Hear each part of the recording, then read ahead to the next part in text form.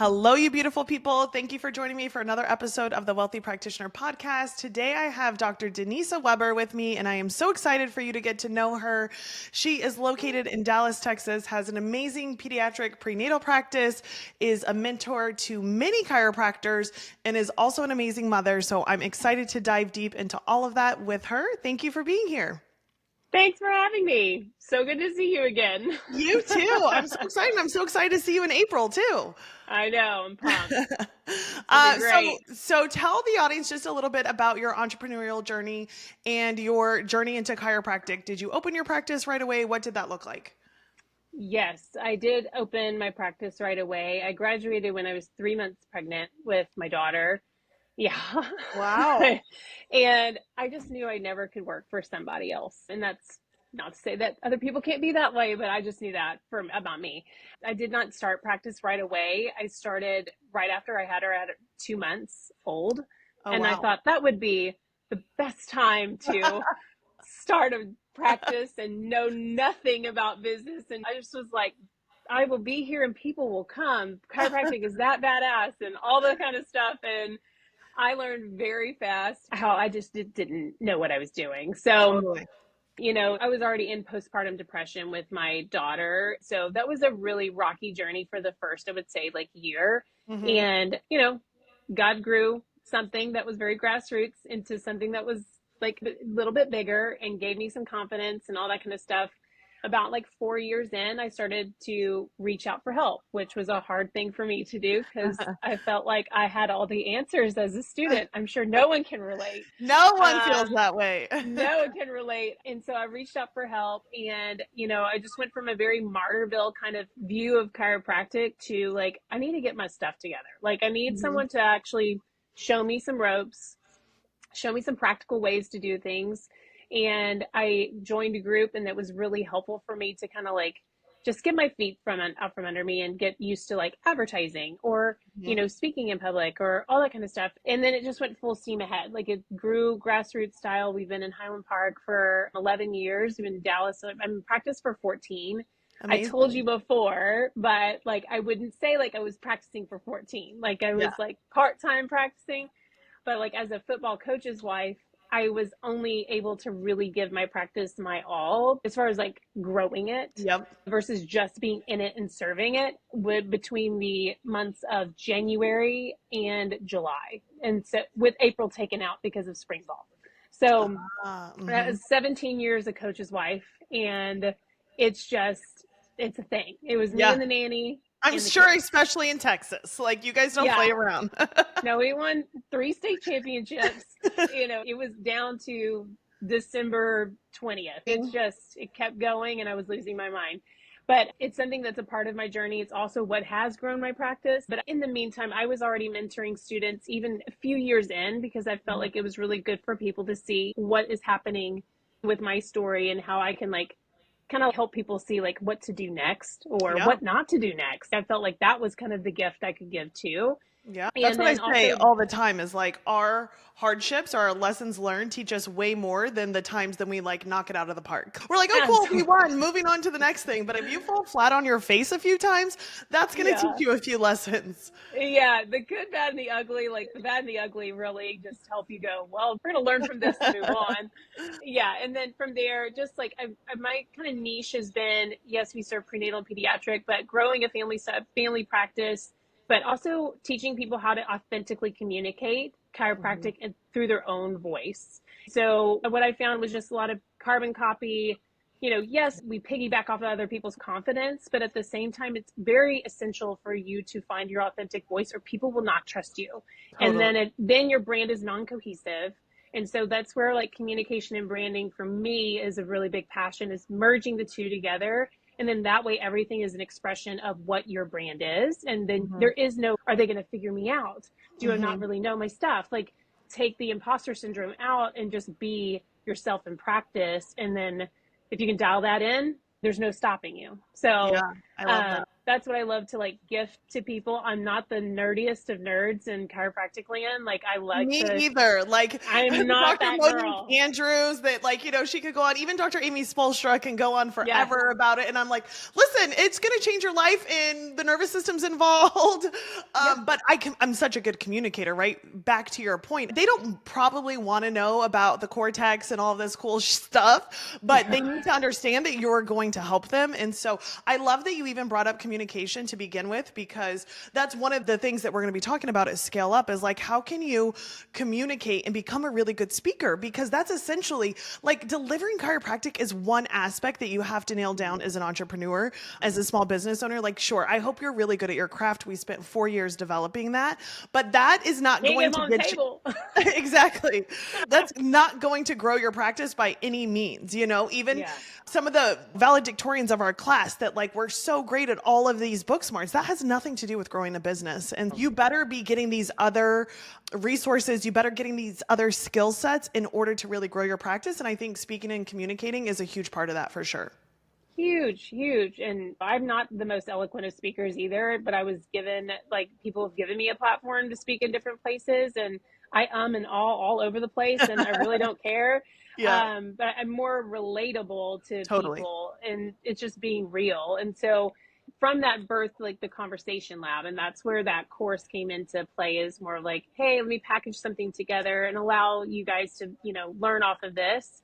And what I've learned is it's more of like what I use it for training my associates. Yeah. And so I think I'm going to be packaging that differently this go round. Is just more of like, if you want to go out on your own, great, you're starting. But, like I think associates would be really benefit for this, and authentically communicating for themselves and gaining that confidence inside somebody else's practice. But communication is everything. If you can't get them on the table, sorry about you. Like, I'm glad you have good hands, but we could take all the adjusting things in the world. But yes, in business, oh my goodness, like that's just the lover of simplification is a good communicator. And that's where, like, if you can dial it, if you can simplify it, and even like BJ Palmer talks about, you can't communicate what you don't own. And so it's just more about like, how can we increase the depth here so then we can simplify the message? Yeah. And I think too, your idea of being like, hey, maybe this is going to be for associates and you can package it differently and that sort of thing. We talked a little bit at the beginning when you were like, oh, I just knew I couldn't work for somebody else.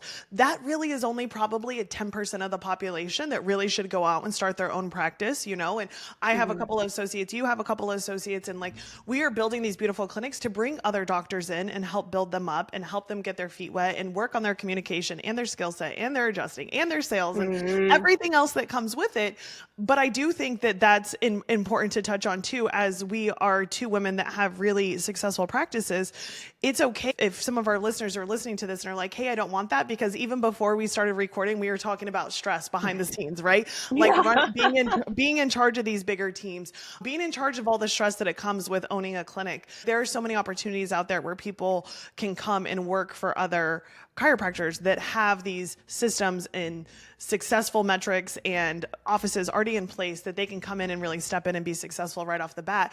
But I love the point of whether you're an associate or whether you want to be a clinic owner, like, you better figure out how to communicate so you can actually deliver the life-changing service that we know how to do. Right. Totally. Absolutely. So let's talk a little bit about, you kind of got your feet wet slowly into entrepreneurship before you went full throttle. Have you always been in one location? What has that looked like over your 10, 12, 14 years, whatever it's been? Yeah, this is now our fourth location. This is our fourth location. Initially started out in more of like downtown Dallas. I was very intimidated to open a practice in the place that my husband coached and where we kind of doing community, because I didn't think I could afford it. It's the most expensive area in Dallas, and I was able to find a place and I operated. I'm very good at give me a small layout and I will like literally make your dreams come true in that aesthetic. Like, I'll be the IKEA of like practices. But I did it out of 400 square feet, was seeing hundreds in a day. Amazing. And then it moved and I was able to expand. And then I got into 900 square feet, spent 7 years in that. And then I was able to do this build out, and it's 1,600 square feet, and we're seeing immensely more. But I'm like, this feels like almost 5,000 square feet compared to my 900 square feet. But it's like, that's like what it is here. And obviously my rent is like astronomical just for 1,600 square feet. But I'm like, but we're in proximity, and Yep. proximity is like, and it's good for logistics and families in this area. And it's just, God has definitely done his way of like showcasing it and then making me sweat and being Uh-huh. like, hey, like, this is where I see you. And you're like, do you really see me there? Like, I don't know. Are we sure we're going to be able to do it? We're able to do it. But it's been really sweet. And that journey has been really sweet as we've gone along. So, I yeah. love that. My husband and I were just talking the other day about making some new hires within our companies. And I was like, oh, I don't know. That like seems like a risk. And that's going to make me feel like my back's against the wall a little bit. And he was like, yeah, but we love that, right? Like that's what entrepreneurship is. You just make hard choice after hard choice. And once it gets a little easy, you're like, oh, screw it. What can I do next that's going to stress me out? Yeah, my husband does not like that at all. Like it is like it is one of those things. I'm like, I can't wait to get comfortable, and then it's like when you're comfortable, you're like, let's just go for Yeah. something You're like, but else. wait a minute. I'm bored. Now what do I do? Yes, addicted to that. That's like entrepreneurship in a nutshell. Well, I love your office now. I'm obsessed with the aesthetic. It is so, so beautiful. It is definitely office goals. So if the people listening haven't seen, they need to go creep on you and check it out. So you have two children, right? So what did that look like while you were building your practice? So my daughter, that's how I know how old the practice is. Like she's turning 14, like in 2 weeks. And so the practice will be 14. And then my son is 6. He's going to turn 7 soon. But there's a big gap between her and him. There's about a 7-year gap.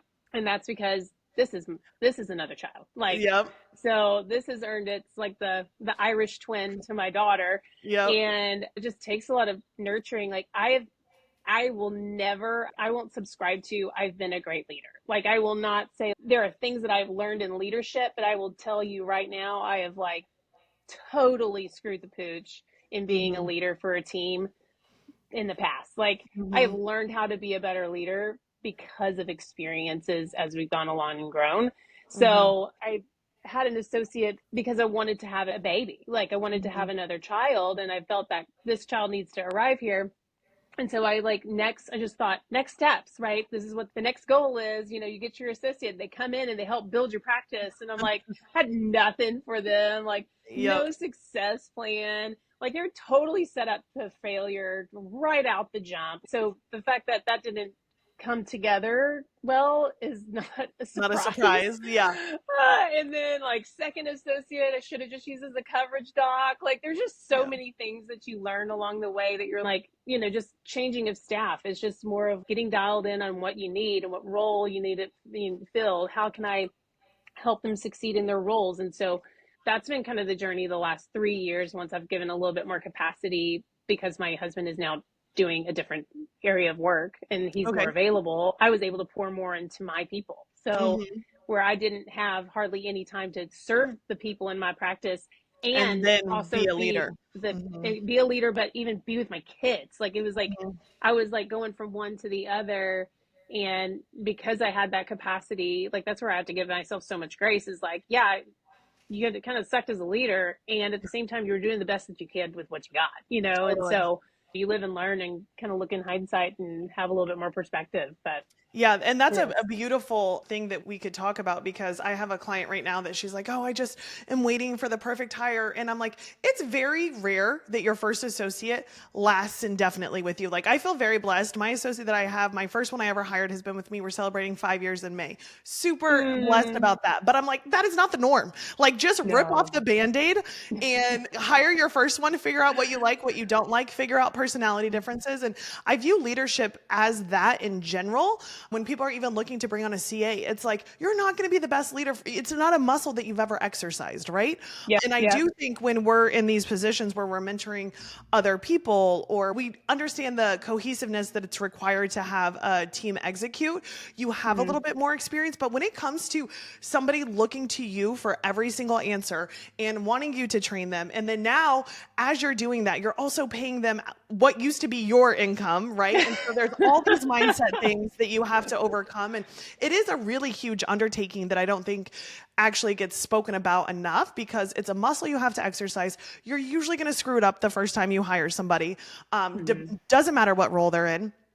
And also, it's really great to be reflective and be like, hey, where did I drop the ball and where can I improve? Because there's always room for improvement. Even if you're knocking it out of the park, Yes, there's room for improvement, you know? And that's one of absolutely. the things that I think is so great for you to even mention is like, hey, being an entrepreneur, having these practices, I was really good at a lot of things, but if I had to pick where I was dropping the ball, it was definitely in this area. Yeah. And also juggling motherhood, like I have so much grace for my clients that are in the thick of motherhood, just like I am. I got a 2.5-year-old. He is a savage. And I just told my husband even this morning, I'm like, God really makes them cute for a reason. Like, because it is Yeah. not because they're cooperative or anything else at this age. But it's like navigating all of that and the amount of stress it takes to make sure that you're being a great mom and a great wife and all of that. It's natural that not everything is going to be a 10 out of 10 every day. No, and I mean, I remember even back when even my son was born, there were certain people like my CA would come up to me and like, so and so's here, and I'm like, who's that? It's like you have mommy brain, but like it's next level. Like you're Hmm. depleted, and you're nursing, like you're giving everything to your child. Even you're just trying to like keep up, even Yep. under nervous system based care, even under good Yep. supplementation. Like it's still lack of sleep in having two children, and I give credit to a lot of the moms that are like championing their own practices, or also like big lead docs and associates in other practices too, because it's like you're having to forge, you're having like Yeah. grit, and you're Yep. like you're doing it, you're running it, you're covering your bases, you're keeping your people fed, loved, all the things, going to practices, doing their activities, having the play dates, and then at the same time doing this other world and making sure that the Those people parents are all of the taken care of yeah, too. all of them are taken care of, and Yeah. they're making their play dates and appointments, and they're like and then Yeah. also then take the team, and then that's another, like it's just Mhm. you're having to stretch in a lot of different places. And I always tell our team, I'm like, I don't do things perfectly. If you see a better way of doing things, like I want you guys to bring that up to me. I want to know how can we do things better, because the way that I've done it doesn't necessarily mean that that's how It's it the should be done. best. Yeah. And one thing that I encourage my team too is like, I don't want a yes man on my team. I bring something to you and you're like, yes, yes, yes, yes, yes, yes. Ugh, It's like, no. okay, do you have a better idea? Or, if I want to implement a new system or a new software, like give me 4 or 5 reasons why it's not going to work, because then it forces me to become a better leader. Right. And so when Mm-hmm. I am bringing things to you, I make sure that they are exactly what we're going to implement. And this kind of reminds me of something I said the other day. So I don't change a lot of things in my practice personally. Like our Mm-hmm. systems have really been our systems for a good amount of time. We're constantly looking to improve them, but I'm not like going in there and being like, oh, we're going to offer this new weight loss thing today. And I really think simple is scalable and It is. simple is easy and simple you can train on and simple you can mentor on. And so Mm-hmm. I really am apprehensive about how many things I actually change in my office, because I know what we're doing is working. And I've seen Mm-hmm. it time and time again. When you start generating some success, the practice is doing well, we bring on more team, and then all of a sudden we're doing a slew of different things that we never actually wanted to be doing. And now we're asking ourselves, like, why is it so difficult? Why does this feel so hard? And often it's Yeah. because we changed so much along the way. But yeah, I agree with team. I think that they can give me feedback just as much as I give them feedback. I think that makes for a great team environment. Absolutely. And I didn't have that before. Totally. I'm Yeah. an individual sport girl. Like I was in competitive gymnastics. All I needed was to rely on myself. I didn't really like getting into anything with women, honestly. Hmm. Like, Hmm. basketball, hands in the face, claws out. I'm like, I'm out. Like, I'm out, and just wanted to do it on my own if I could rely on myself. And so that was a big thing, especially with mommyhood and all of it, like asking people for help or delegating things that I've always done. Hmm. It's still a thing. Like, it's Hmm. still a thing, because if I hand it to you, are you going to do it well? Like, and we all know, like, Yep. they can do it, if they can do it 85% of the time It's better just than, as good. Yep. yeah, it totally. And at the same time, tell my guts that, like, Yeah. and so, it's still a thing that I constantly have to go, yeah, I don't need to be doing that. What am I doing? Yeah, for sure. Yeah. For sure. Yeah. So you've got a beautiful new space. What is on the horizon for you as you kind of look ahead the next 2 to 5 years? Um, Honestly, it's to grow this. Like, it's to Mm-hmm. grow what's happening in the four walls here. We're wanting to bring in more additional doctors and have like just have this be the hub of health in Mm-hmm. our area. Like, a lot of our testimonials from our parents are like, I'm so glad that we found you years ago. Like, we would have just run to the pediatrician. We would have just run to, whatever. And I just want that to continue even without me here. Mm-hmm. I'd love to be like more ascending, like it's not contingent upon my presence. And a lot of it hasn't been contingent on my presence, but just I want to be able to contribute to the profession and Mm-hmm. win my giftings and be able to do that and do that well, whether that is in communication or branding or anything like that. I don't know if other offices are in the books for me, honestly. Like, being in this spot is like, I mean, it's Like different if I dream was on board. the, Yeah. yeah, if I was on the outskirts of Dallas, we'd be having a different conversation. I'd be like, satellite here and there and this. And I don't like being here is like, you gotta be here, Yeah. and so, and doing life alongside people here, it's like, it's a commitment. And That's a great thing to do though. As somebody who is in charge of 4 clinics, I will be on record multiple times saying more is not better. More is not better. If you need to mm, hear it again, more is mm, not better. There better mm-hmm. be a really clear reason why you're opening multiple practices. And it's not Yeah, just to do it to say you could do it, right? yeah, Because the stress definitely comes with that. no, I get that. And what do you see being next for you? Like, I think you're speaking at a couple events coming up in Dallas. And so Yes. do you want to keep just pouring back into students and other doctors? What does that look like? Yeah, I mean, we have a short-term rental. We have our family management company. Like, there's things that we want to create together. Mhm. Like, me and my husband are like, our anniversary, it's in January. So we always visioneer kind of like in the new year, Yeah. basically. So we just had our 20th anniversary. And so Oh we my like just God. yeah, That's we like amazing. married each other when we were 12. But just kidding.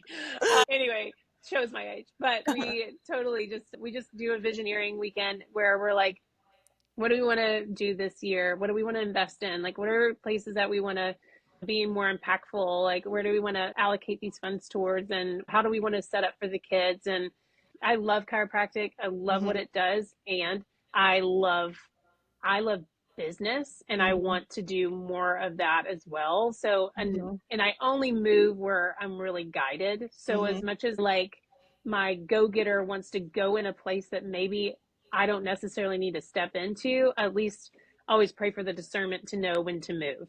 And it's just more of like, I know that I'm being prepared for another step, and knowing that that timing will come, and I will trust that when that happens, I'll know that that's when we were supposed to do it. Yeah. But yeah, I just feel like the bug's always in there, and we always want to we Yep. always want to create. Hmm. And the more like nitty gritty integrating and all that kind of stuff is a little bit not in my zone of genius. I fortunately have been finding people who can do that alongside me that are helpful in the creation process, as I'm sure you know a little bit Yeah. about that as well. But yeah, I'll be speaking at the Retention Summit for Chiro Intensive with Elise and a couple other fun people. And we do have a really high retention based office. So it's more of like, again, it's all culture, it's all communication, it's all your brand for then your brand longevity. And I love speaking about stuff like that because I'm I like, love I that. can go create something. I'm not good at like, I wouldn't say I'm not good. I didn't do creation of the office well. Let's just put Hmm. it that way. So let's say like the startup or whatever, like I can guide some people through startup. I can say a few things and speak into that zone, mainly from a place of like, I wouldn't do it like that, or where I've come from. But I would say like my gifting is in like, how can you tweak and refine what you're doing now to make your practice better or more like yourself, or simplify it and then be able to watch that grow. And so Hmm. that's where I feel like I can speak more into that place for people. Yeah, yeah, I love that. It's an important thing to focus on for sure, that brand Mm-hmm. longevity. In closing, I usually like to ask all of my guests what they think of or what wealthy means to them. Mm, it's a great question. Yeah, I think it's more of the joy in my life. I feel like, wealthy, whereas people can think of like money or whatever, I feel like that's just more of an energetic exchange that allows you to do the things that you want to do. And so I would say wealthy is like my relationships, and wealthy is in my, do I feel fulfilled in my purpose? Like if I'm fulfilled in my purpose and I feel fulfilled in my relationships and I feel fulfilled in that we can do the things that we want to do and the freedom of that, that's what I feel is what's wealthy. I totally agree. I love that answer. And with that, we'll see you next time, guys. Thanks so much for joining me. Bye, guys.